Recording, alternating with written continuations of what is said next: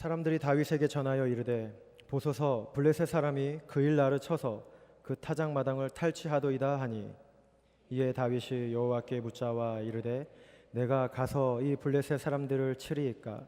여호와께서 다윗에게 이르시되 가서 블레셋 사람들을 치고 그일라를 구원하라 하시니 다윗의 사람들이 그에게 이르되 보소서 우리가 유다에 있기도 두렵거든 하물며 그일라에 가서 블레셋 사람들의 군대를 치는 일이니까 한지라. 다윗이 여호와께 다시 묻자온데 여호와께서 대답하여 이르시되 일어나 그일라로 내려가라. 내가 블레셋 사람들을 내 손에 넘기리라 하신지라. 다윗과 그의 사람들이 그일라로 가서 블레셋 사람들과 싸워 그들을 크게 쳐서 죽이고 그들의 가축을 끌어오니라. 다윗이 이와 같이 그일라 주민을 구원하니라.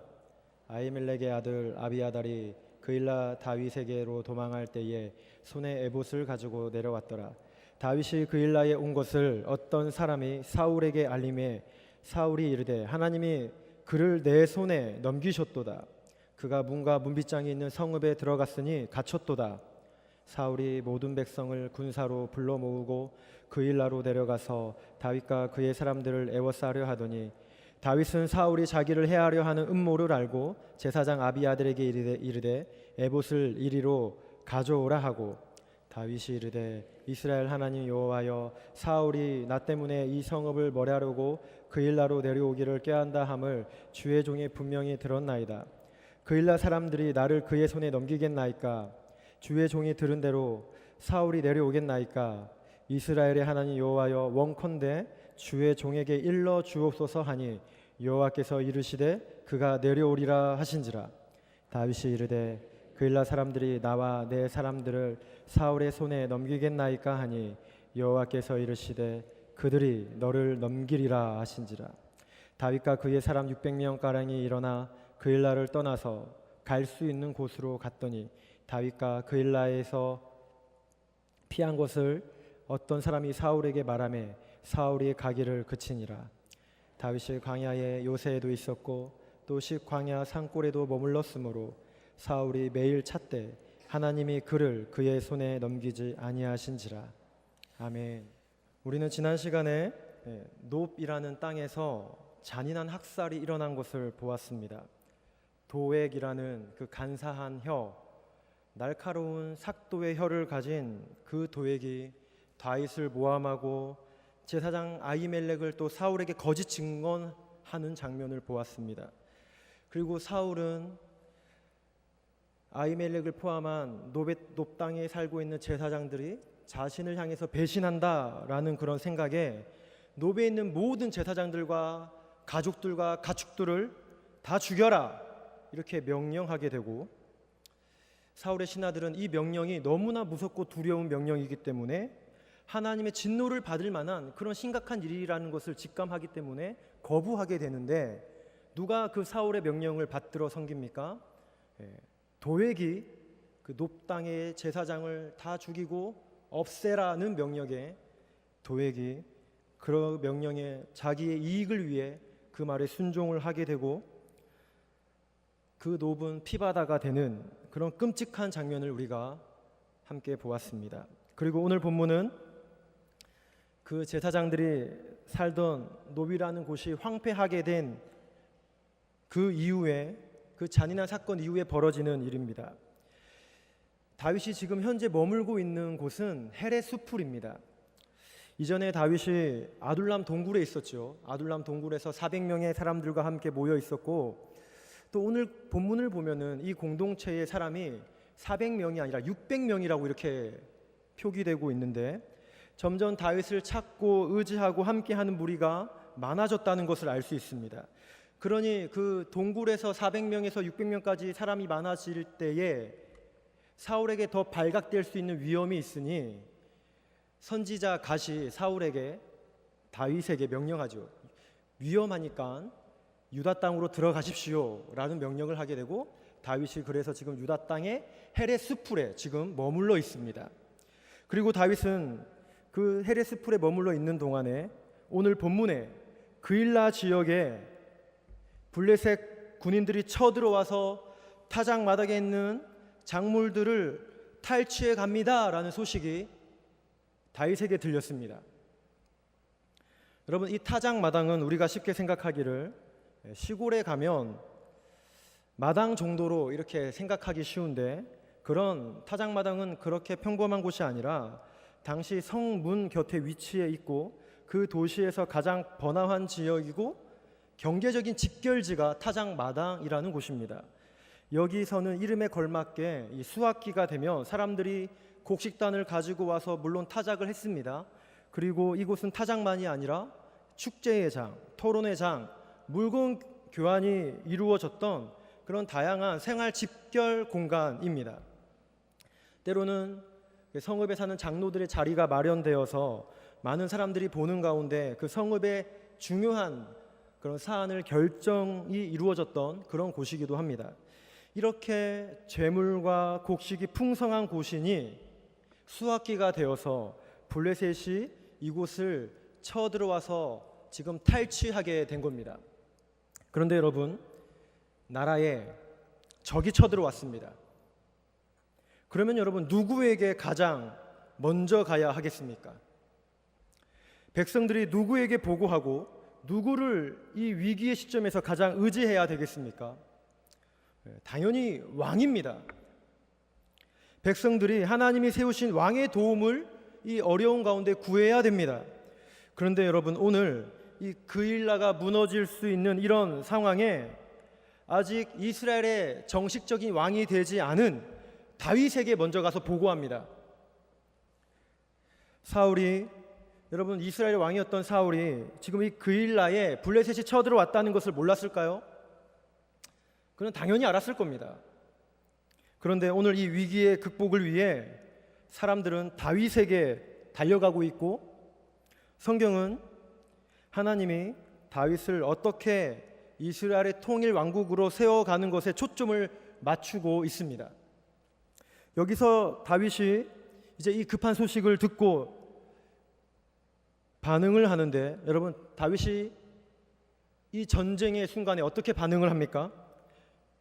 야, 전쟁이다, 무장해라, 블레셋을 공격해라, 이렇게 소리치지 않습니다. 여호와께 묻습니다. 하나님의 의도와 마음을 먼저 알기 원하여 하나님께 기도하면서 묻습니다. 여러분, 여기서 우리는 다윗이 성장했고 그의 신앙과 그의 영적 민감함이 이스라엘의 통일 왕국의 왕의 자리에 가기까지 그가 지금 성숙하고 있다는 것을 발견할 수 있습니다. 여러분, 다윗이 이전에 도망자로 살아갈 때에 이렇게 여호와께 묻다라는 표현은 우리가 쉽게 찾아볼 수 없었습니다. 놉 땅에 거주하는 그 아히멜렉을 어찌할 수 없어서 그 처량한 신분으로 놉 땅에 아히멜렉을 찾아 도망갈 때에도 하나님께 묻지 않고 다윗은 그냥 갔습니다. 게다가 그냥 자기의 마음을 따라간 것이죠. 게다가 고향을 떠나 더 이상 이스라엘 전역에서는 이제 갈 데가 없으니 할 수 없이 원수의 땅 블레셋으로 들어갈 때에도, 그 가드왕 아기스에게 갈 때에도 망명자로서 하나님께 묻지 않고 그냥 바로 어쩔 수 없이 망명자로 그곳에 들어갔습니다. 그런데 오늘 여기서는 다윗이 그냥 민족이 위기에 처한 순간인데, 다윗이 그냥 올라가도 되는 순간인데, 그래도 될 만한 문제인데도 다윗이 하나님께 묻고 있습니다. 여러분, 다윗에게 어떤 변화가 있었을까요?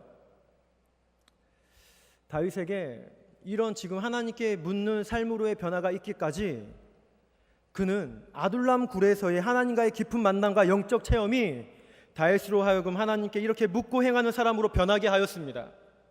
여러분, 그 공동체 위에, 아둘람 굴에 있을 때에 우리가 말씀을 나누었듯이 그 공동체 위에 그 세상에서 보잘것없는 사람들이 다 모였을 때에 세상에서 무시하지만 그 공동체 위에 하나님의 영이 임하고 하나님의 비전이 보이니 다윗이 기도하고 여호와께 묻는 사람이 되었습니다. 빚진 자, 원통한 자, 억울한 자, 마음이 슬픈 자 400명이 모였습니다. 다윗이 혼자라면은 그렇게 간절하지는 않았을 것 같은데, 이제 이 공동체를 자기가 책임져야 되는 그런 위치에 있어서 하나님께서 우리를 이제 다스려 주십시오라는 간절한 소망의 사람으로 그 아둘람 굴에서 다윗이 변하게 되었습니다. 이제 개인이 아니라 공동체를 책임지고 다스리는 위치에서 다윗은 이제 하나님 나라를 이루어가며 여호와께 묻고 행하는 사람으로, 더 실제적인 사람으로 변화가 되었습니다. 더 실제적인 변화가 이루어졌습니다. 그리고 그 영적 경험을 바탕으로 이제 다윗이 이 민족이 죽을 수 있는 위험 가운데 바로 올라가는 게 아니라 그럼에도 하나님께 묻고 있습니다. 그리고 하나님께서 그일 나를 구원해라, 올라가라 이렇게 응답해 주십니다. 그런데 여러분, 이 다윗의 이제 올라가자는 이 말에 백성들이 어떻게 반응합니까? 백성들이 어떻게 말해야 되겠습니까? 예, 알겠습니다, 이렇게 말해야 되는 게 자연스러울 것 같은데 예상치 못한 반론이 나옵니다. 다윗의 말이면 다 들어줄 것 같았던 사람들이 반대를 합니다.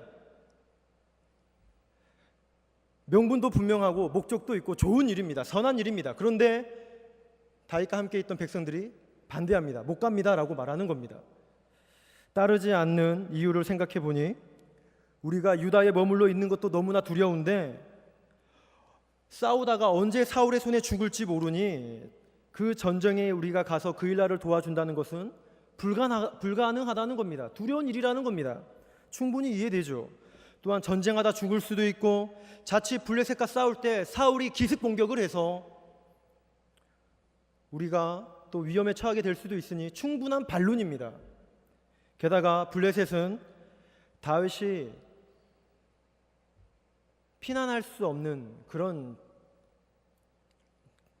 쥐구멍까지 몰리게 되었을 때 마지막으로 선택했던 곳이 블레셋입니다. 그러니 또 후에 어떻게 될지 모르니 망명해야 될 자신들의 상황이 되었을 때 또 블레셋까지 가야 될 상황이 발생할 수 있으니 그런 블레셋과 전쟁에서 또 지게 된다면 마지막 구멍까지, 마지막 퇴로까지 우리가 차단하게 되는 것이니 이들은 그런 이유들을 다 생각해서 반대하는 거죠. 충분한 반론입니다. 충분히 공감되고 이해되는 겁니다. 다윗을 위한 것이고 다윗의 공동체를 위한 말입니다. 그런데 여러분, 다윗이 이 반론 앞에 어떻게 합니까? 내가 너희들의 대장인데, 내가 너희를 다 받아주었는데 너희가 어떻게 그럴 수 있냐? 왜 반대하냐? 하며 자신의 권위와 자신의 유리한 위치를 이용하여서 겁을 주고 협박하면서 그래도 올라가자 이렇게 하지 않습니다. 그 반대 의견에 기분 나쁠 수 있겠지만 인간인데 기분 나빴겠지요. 그런데 그 반대에 휘둘리지도 않습니다. 그렇다고 그 반대에 하나님께서 올라가라는 그 응답을 포기하지도 않습니다. 그들의 의견을 다 수용합니다. 그 반대를 다 받아들입니다. 그리고 다시 기도합니다. 그랬더니 하나님께서 응답해 주시죠. 다시 응답하시기를 그래도 그일라로 올라가라. 내가 블레셋을 물리쳐 주겠다. 그일라를 구원할 것이다 라는 응답을 듣고 다윗이 이제 확신을 하고 백성들과 함께 올라가서 블레셋을 물리치고 그일라를 구합니다. 여러분, 다윗이 참 훌륭한 지도자입니다. 앞으로 통일 왕국의 왕으로 훌륭하게 지금 그가 준비되어져 가고 있고 하나님의 인도를 잘 받고 있습니다. 여러분, 만약에 여기서 다윗이 재차 하나님께 다시 묻지 않고 그냥 올라가자 이렇게 했다면 600명이 다 올라가는 게 아니라 소수만 따라갔을 겁니다. 그러면 패는 갈라지는 것이고 공동체는 나뉘어지는 겁니다. 그리고 백성들이 이 반대에 다윗이 그냥 포기했다면 하나님께서 올라가라는 그런 응답을, 그 하나님의 뜻을 다윗은 이루지 못하는 겁니다. 그런데 다윗이 다시 하나님께 묻고 이게 하나님의 뜻이라고 재차 확신하니 여러분 몇 명이 올라갑니까? 600명 전부가 올라가서 승리를 하고 하나님께 영광을 올려드립니다. 성도 여러분, 지금 선한 일이고 목적도 좋고 좋은 일입니다. 그런데 여러분, 우리는 좋은 일 하다가 마음 상하고 갈라지고 서로 찢어지고 다툴 수 있습니다. 그런데 오늘 다윗의 모습이 참 지혜롭습니다. 오늘 여러분 이 사건의 현장은 이 구약에서 사무엘상에서만 나타나는 말씀이 아니라 오늘 우리 일상 가운데서도 얼마든지 발생할 수 있는 일입니다. 내 의견과 내 말에 모두가 다 동의하고 협력하는 게 아닙니다. 내 삶에 내 의견에 반대가 있을 수 없습니다. 조그만 꼬맹이도 내 말에 반대합니다. 이제 두 돌 갓 지난 꼬맹이도 아빠가 하는 말에 반항하고 반대합니다. 하물며 여러분 늘 나와 다른 의견이 언제든지 있습니다. 좋은 의도를 가지고 반대할 수도 있고 목적 있는 이유 그냥 무조건 반대가 될 수도 있고 또 이유 있는 반대가 될 수도 있고 뭐 좋은 의미로 반대도 할 수 있겠죠. 여러 가지 반대가 우리 삶에 있습니다. 또한 여러분 내가 하는 게 우리는 또 다 내가 하는 게 다 하나님의 뜻이다라고 이렇게 말할 수만은 또 없습니다. 쉽게 그렇게 자부할 수는 없습니다. 왜냐하면 나만 하나님의 사람이 아니라 내 주위에 있는 분도 하나님의 사람이고 그도 믿음의 사람이고 기도하는 사람이고 그들 또한 하나님께 순종하는 사람이니 그들 또한 하나님의 뜻이라고 생각합니다. 그래서 반대합니다. 그러면 여러분 우리에게 필요한 지혜는 무엇입니까? 하나님보다도 앞서지 않고 사람보다도 앞서지 않는 겁니다. 그리고 반대 의견이 있다고 해도 그 말을 무시하지 않는 것입니다. 그렇다고 그 반대에 휘둘리지도 않고 포기하지도 않고 다시 하나님께 묻는 겁니다. 그러면 오늘 다윗의 모습처럼 600년 전체가 하나님의 뜻에 반응하고 한 마음이 되어서 마음이 갈라지지 않고 나누어지지 않고 주님의 일을 이렇게 아름답게 이룰 수 있습니다. 여러분 언제나 우리에게 반대도 있고 우리의 발목을 잡는 사람도 있습니다. 그러니 여러분 늘 이렇게 하나님께 묻고 행할 수 있는 그런 지혜의 사람이 되시기를 바랍니다. 그리고 오늘 말씀은 이어서 이제 이 위대한 승리가 이루어진 그 순간에 또 하나의 긴장이 찾아옵니다. 바로 현재 이스라엘의 왕인 사울에게 다윗이 지금 그일라에 왔습니다라는 이런 첩보가 들어갑니다. 여러분 사울은 지금 이스라엘 전역에 최신형 정보망을 구축해 놓았습니다. 다윗을 잡기 위해서. 그의 네트워크는 아주 최상이고 그의 정보의 속도는 요즘 표현으로 말하면 그의 속도는 지금 LTE급입니다. 아주 빠릅니다. 그만큼 정보가 빠르고 첩보망은 그물처럼 촘촘하게 아주 잘 짜여져 있습니다. 그러니 그일라에서 다윗이 왔다, 다윗이 그일라에서 블레셋을 죽였다라는 소식을 들었을 겁니다. 그런데 사울의 관심은 다윗이 블레셋을 물리쳐서 그일라를 구했다는 것에 관심이 아니라 그것은 관심 없고 다윗이 그일라에 왔다는 것에만 관심이 있습니다. 여러분 여기서 우리는 사울과 다윗을 잠시 비교해 보겠습니다. 여러분 사울은 지금 하나님으로부터 버림받은 왕이죠. 그 버림받은 이후에 그 선지자, 그 제사장 사무엘마저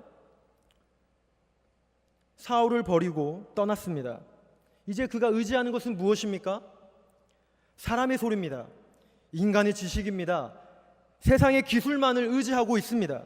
지금 사울에게는 어떤 하나님의 음성도 들리지 않고 오직 첩보에 의해서만 움직이고 기동하고 있습니다.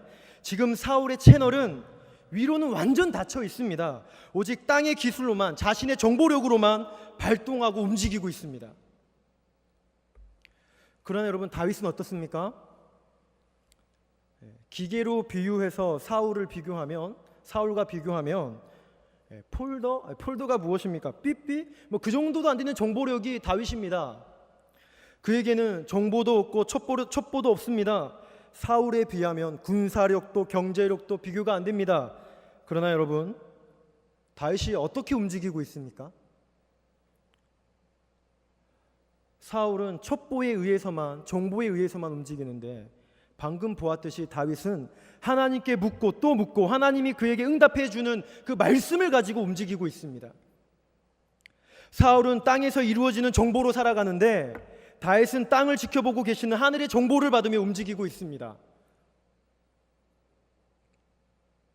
성도 여러분, 보십시오. 신분, 지위, 능력, 입고 있는 옷, 먹는 음식, 이동하는 수단, 모든 것이 다 비교가 안 됩니다. 그러나 영적인 능력은 사울이 없습니다. 사울은 영적인 능력이 없습니다. 그는 하나님과 관계가 단절된 사람입니다. 하나님과 소통이 안 되니 땅의 것을 다 가지고 있어도 늘 불안하고 두렵고 의심하고 자기의 신하마저 자기를 배반하는 사람으로 몰아가고 왕자의 안자는 있지만 자신이 도망자처럼 살아가는 게 사울 왕입니다. 하나님과의 대화가 끊기니 이렇게 왕이면 뭐합니까? 아주 거칩니다. 영적으로는 파리하게 살아갑니다. 그러나 여러분, 다윗은 어떻습니까? 하나님과 계속 대화합니다. 묻고 또 묻고 살아갑니다. 입고 있는 옷, 가지고 있는 무기, 비교가 안 되지만 그에게는 하늘의 능력이 함께하고 있습니다. 그에게는 하나님의 거룩하심이 함께하고 있습니다. 그에게는 사울에게는 없는 하나님의 음성이 들리고 하나님의 보호가 함께하고 있습니다. 성도 여러분, 이렇게 세상의 정보가 아니라 하늘의 하나님의 음성으로 살아가시길 바랍니다. 하나님과의 대화 단절, 하나님과의 영적 교제가 없다는 것은 죽은 자처럼 살아가는 겁니다. 사울을 보십시오. 그러니 여러분, 늘 하나님과의 만남이 있는 그런 복된 삶이 되시길 바랍니다. 그리고 여러분, 우리가 또 하나는, 사울은 이 땅에 있는 모든 것을 다 가진 왕입니다. 그런데 그의 삶이 어떻습니까? 지금 블레셋에서부터 그일라를 구해야 되는 것은 사울이 해야 되는 일입니다. 자신의 사명인데 그는 자신의 사명은 관심 없고 오직 다윗 죽이기에만 관심이 있습니다. 그의 목표는 반대파 죽이기, 반대파 없애기, 사람 나누기, 사람 죽이기, 그의 목표고 관심입니다. 그러나 다윗은 사람을 살리고 있습니다. 부족하고 연약하고 자신도 지금 더 위험해질 수 있는 상황이죠. 그럼에도 하나님께서 올라가라 하시니까 그 말씀에 순종하여 사람을 살리는 그런 삶을 삽니다. 성도 여러분, 우리는 어떻습니까? 하나님이 주신 모든 좋은 것을 다 가지고 사람을 괴롭히며 죽이며 살고 있지는 않습니까? 우리라고 그렇게 살지 말라는 법은 없습니다. 아니면 다윗처럼 이렇게 반대가 있어도, 상황이 어려워도 주님의 뜻이라면 순종하고 수고하는 마음으로 누군가를 섬기며 살리며 이렇게 살고 있습니까? 성도 여러분, 우리가 얼마든지 우리의 좋은 모든 것을 가지고 사울처럼 살아갈 수 있습니다.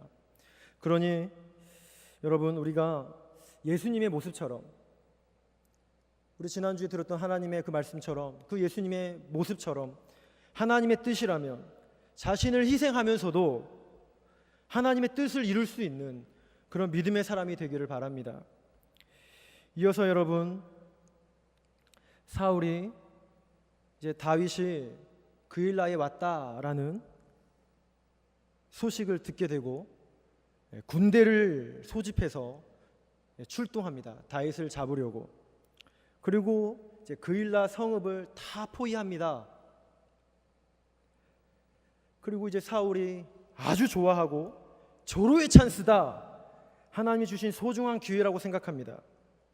왜냐하면 여러분, 다윗이 헤레 수풀에 머물러 있을 때는 사울이 다윗을 잡으러 가도 사울이 왔다는 소식을 듣고 다윗이 도망갈 수 있는 길이 많지요. 수풀이니 빠져나갈 수 있는 길이 아주 많습니다. 그러니 잡을 수 있는 확률은 더 작아지는 것이죠. 근데 지금 성읍입니다. 성읍 안에 다윗이 와 있으니, 문과 문빗장이 있는 성읍에 갇혔으니 그야말로 도간에 든지다라고 이렇게 생각하면서 황금 같은 기회다 생각하는 겁니다. 그리고 이 사울이 이 기회를 보고 하는 말이 하나님이 그를 내 손에 넘기셨다라고 해석합니다. 어처구니 없죠. 하나님이 그를 내 손에 넘기셨다. 여러분, 사울의 민낯이 보입니까? 그의 영혼의 실상이 보이십니까? 그의 인격, 그의 사명의식, 그의 영적 상태가 느껴지십니까? 누구는 지금 목숨 걸고 민족을 돕고 있는데, 누구는 지금 하나님이 나에게 그를 죽일 수 있는 기회를 주신 것이다 라고 찬스라고 여깁니다. 내가 지금 무슨 일을 해야 되는 사람인지도 모르고 누가 적이고 누가 아군인지 영적 분별력이 전혀 없습니다. 성도 여러분, 사람이 영적으로 흐려지면 나타나게 되는 하나의 특징이 있는데, 그게 무엇이냐면 하나님이 내 편이라고만 생각합니다. 영적 시야가 가려지고 마음이 어두워지고 생각이 병들면 하나님은 나를 위해서만 존재한다고 생각하고 하나님은 나를 위한 하나님이라고만 굳게 믿습니다.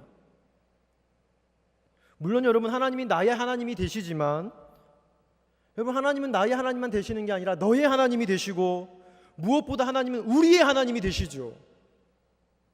그런데 영적으로 이렇게 거의 미치광이가 되고 상식도 안 되는 말을 하며 하나님이 내 편이다 라고 라고만 생각하면, 그렇게 생각하고 내가 하는 모든 일은 다 하나님의 뜻이다 라고 이렇게 착각을 하게 됩니다. 영적으로 이렇게 병들게 되면.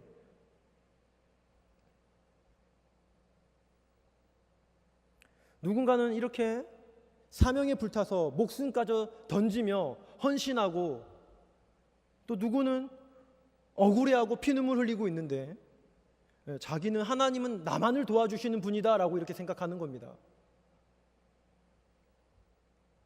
여러분, 혹시 이런 영적 이기심으로 살고 있지는 않습니까? 사울이 심각합니다. 하나님은 지금 누구의 편도 아니라 하나님의 구원 역사와 지금 사울 왕으로 인해 무너질 수 있는 그 하나님의 구원 역사를 어떻게 이어나갈지 그 하나님의 열심히 지금 움직이고 있는데, 하나님은 지금 누구의 편이 아니라 그 구원 역사와 하나님의 나라에 관심이 있는데 사울은 하나님을 자신의 편으로 만들고 있습니다. 아주 재주가 좋습니다. 그러나 하나님은 사울의 편이 아닙니다. 하나님은 누구를 편애하거나 사람에게 차별과 소외를 주시는 분이 아닙니다. 그런데 왕이라고 하는 자가 하나님을 너무나 잘못 알고 있습니다. 말씀을 마음대로 사용하는 겁니다. 하나님을 자기를 위해 존재하는 그런 이방신으로 여기고 있습니다. 성도 여러분, 우리도 깨어있지 못하면 이런 실수로 살아갈 수 있습니다. 나의 전쟁을 위해 하나님을 이용할 수 있는 그런 죄를 지을 수 있습니다. 모든 상황을 하나님이 그를 내 손에 넘겼다라는 이런 어긋난 정신으로 우리가 살아갈 수 있습니다. 그러니 성도 여러분, 하나님께서 그런 우리의 병든 생각을 고쳐주시고 바른 생각과 영적 분별력을 주시기 바랍니다. 하나님이 어떤 분이신지 바르게 알아 그분을 이용하는 사람이 아니라 그분의 뜻을 따라 사는 사람이 되기를 바랍니다. 그리고 이제 다윗은 사울이 왔다는 소식을 듣고 두렵기도 하고 초조하니 여기서 또 하나님께 묻습니다. 하나님께 두 가지를 묻습니다. 하나는, 하나님, 사울이 나를 잡으러 온다는데 그게 진짜입니까? 또 하나는, 이거 참 가슴 아픈 질문인데, 하나님, 사울이 그일라에 오게 되면 내가 목숨 걸고 살려준 그일라 사람들이 나를 사울에게 넘기게 됩니까? 라는 질문을 하게 됩니다. 그리고 이 두 가지 질문에 하나님이 응답하시는데, 우선 사울이 온다는 건 확실합니다. 그리고 또 하나는 그일라 사람들이 너를 사울에게 넘기게 될 것이다 라고 응답을 받습니다. 여러분, 참 가슴이 아프고 참 화나고 슬퍼지는 장면입니다. 목숨 바쳐서 헌신해서 살려주었는데 이 사람들이 사울이 왔다고 다윗을 사울에게 그냥 넘겨버립니다. 다윗을 조금이라도 도와주고 변호해 주기는커녕 바로 사울에게 넘겨버립니다. 한편으로는 그들의 입장도 이해는 됩니다. 왜냐하면 여러분, 사울이 어떤 왕입니까? 무자비하고 높당 제사장까지 완전 숙청했던 그런 자비라고는 전혀 없는 그런 분노의 화신인 그런 왕입니다.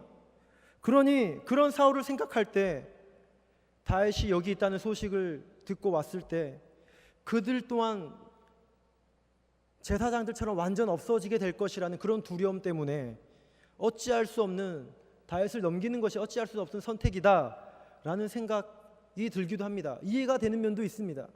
그러나 여러분, 그래도 여러분, 다윗의 입장에서 다윗이 오늘 이 응답을 받았을 때 다윗의 심정이 어땠을까요? 처음에 배신감이 들죠. 억울합니다. 나는 생명 다해 그 일 나를 구했는데, 블레셋에서 구원해 주었는데 너희는 은혜를 원수로 갚는구나. 원망되었을 겁니다. 억울하고 답답하고 분노가 일어났을 겁니다. 배신감, 복수하고 싶었을 겁니다. 그리고 하나님께도 물었을 겁니다. 하나님께서 이렇게 배신하게 될 것을 아셨는데 왜 나를 올라가라고 하셨습니까? 라고 이런 기도를 드렸겠죠. 성도 여러분, 그러면 하나님께서 그럼에도 불구하고 그일라가 다윗을 사울에게 넘겨줄 것이라는 것을, 배신하게 될 것이라는 것을 알매도 불구하고 다윗에게 올라가라, 그들을 도와줘라 라고 말씀하신 이유가 무엇입니까?